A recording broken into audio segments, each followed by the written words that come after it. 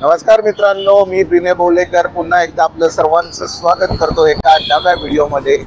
बऱ्याच दिवसांच्या प्रतीक्षेनंतर आज हा व्हिडिओ बनवतोय आणि त्याचं कारण असं आहे की आता वेळ मिळायला लागलाय नवीन जॉबमधून आणि आज मी आणि माझा मित्र राजेंद्र आम्ही दोघंही चाललेलो आहोत आरे कॉलनीमध्ये।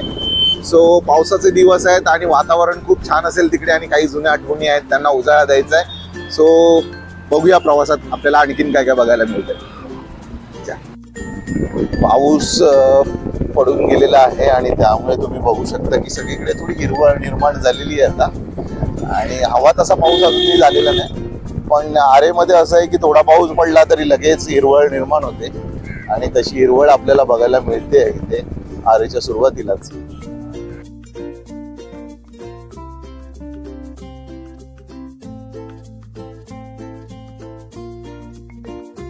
आपण आहोत रोड नंबर 16 मध्ये आरे कॉलनी जवळ आणि रस्ता बघू शकता, रस्त्याचं काम बरंच चांगलं झालेलं दिसतंय त्यामुळे रस्त्यावर कुठे खड्डे आपल्याला या ठिकाणी दिसत नाहीये। पूर्वी आमची इकडे ये जा भरपूर असायची, कारण कॉलेजच्या टाइममध्ये असो किंवा शाळेच्या टाइममध्ये आम्ही इथे अभ्यास करायला यायचो सगळेजण आणि अगदी शांत वातावरण असतं त्यामुळे इथे चांगला अभ्यास होतो। तसंच तुम्ही इथे बघू शकता की या ठिकाणी कुक्कुट पालन जे आहे त्याचं विकास संघटनाचं हे ऑफिस आहे आणि इथे त्याचं विक्री केंद्र सुद्धा होतं पूर्वी, पण आता बहुतेक या गोष्टी सगळ्या इथून बंद झालेल्या आहेत हळूहळू कालांतराने। आणि आता वातावरण अतिशय ढगाळ आहे, कोणत्याही क्षणी पाऊस येऊ शकतो असं वाटतंय आणि संध्याकाळचे 7 वाजायला आलेले आहेत। आम्ही थोडं उशिराच निघालोय कारण राजेंद्र ऑफिसमधून आल्यानंतर आम्ही इथे आलेलो आहे आरे कॉलनीमध्ये आणि म्हटलं आज बाईकनेच फेरफटका मारूया। वातावरण खूप एकदम छान आहे, थंड आहे आणि मजा येते एकूणच। जो व्हिडिओ मध्ये आता तुम्हाला जो खालचा भाग दिसतोय म्हणजे हळूहळू तुम्हाला स्पष्ट होत जाईल, याला आरे कॉलनीचं कमळ तलाव असं बोलतात। बेसिकली जेव्हा समर टाइम असतो त्यावेळेला इथे क्रिकेट खेळलं जातं आणि क्रिकेटचं एक चांगलं ग्राउंड होतं। त्यानंतर हळूहळू पावसाळ्यामध्ये इथे पाणी साठायला सुरुवात होते आणि त्यामध्ये नंतर कमळ येतात, तर सो या पूर्ण तलावाला कमळ तलाव असं म्हटलं जातं।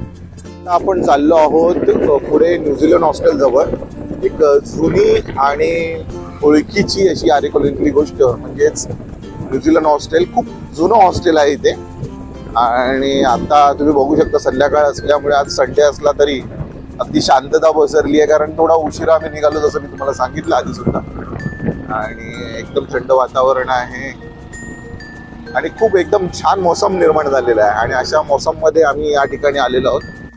फायनली मित्रांनो आपण पोहोचवलो आहे आता न्यूझीलंड हॉस्टेल जवळ। या ठिकाणी या हॉस्टेलचं नाव न्यूझीलंड हॉस्टेल आहे आणि बरेच विद्यार्थी या हॉस्टेलमध्ये, तुम्ही बघू शकता समोर नेमप्लेट पण दिसते आपल्याला, आणि बरेच विद्यार्थी या हॉस्टेलमध्ये राहतात शिक्षणाचा। जो माझ्यासमोर बघताय तो गोरेगाव ते पवईला जाणारा हा रस्ता आहे जो आरे कॉलनी मधून जातो आणि तसं अंधार पडलाय त्यामुळे तुम्हाला व्यवस्थित दाखवता येत नाहीये, पण बऱ्याच गाड्यांची रहदारी या ठिकाणी असते आणि पूर्वी या ठिकाणी रात्री सहसा प्रवास केला जात नसे, पण आता कालांतराने बऱ्याच वाहनांची या ठिकाणी ये जा असते।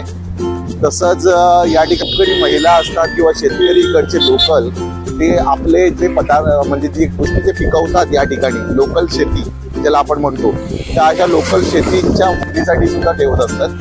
सो तुम्ही कधी आरे कॉलनीत आलात तर त्या गोष्टी नक्की खरेदी करा त्यांच्याकडनं, कारण त्यांच्या उपजीविकेचं ते एक साधन आहे। सो सर्वात शेवटी आता आपण पोहोचलो आहे आपल्या अण्णाच्या हॉटेलला, ज्या अण्णाच्या हॉटेलला आम्ही बरेच वेळा या ठिकाणी येतो, म्हणजे आरेमध्ये आल्यानंतर अण्णाच्या हॉटेलला आलो नाही असं कधी झालेलं नाही। सो इथे येऊन आम्ही बेसिकली चहा असेल किंवा नाश्ता असेल या ठिकाणी करत असतो आणि ज्या प्रकारे हे अण्णाचं हॉटेल पूर्वी होतं तसंच अजूनही आहे। याच्या शेजारी तुम्ही जर बघू शकता या ठिकाणी तुम्हाला मॉडर्न बेकरी दिसते आणि अनेक जे कोणी फिरायला या ठिकाणी येत असतात ते इथेच गाड्या पार्क करतात आणि इथे चहाचा आस्वाद घेतात किंवा भजीचा आस्वाद घेतात आणि मग आपल्या घरी निघत असतात। आम्ही बघू शकता तर तुम्ही वडापाव घेतला आहे आणि चहा घेतली आहे या ठिकाणी आणि त्याचा आनंद घेतोय या पावसामध्ये। तुम्ही पण कधी आलात तर नक्की या ठिकाणी आणि चहा आणि वडापावची मजा घ्या। आजचा व्हिडिओ इथेच थांबवूया। आणि पुन्हा लवकर भेटूया नव्या व्हिडिओसह. तोपर्यंत बाय.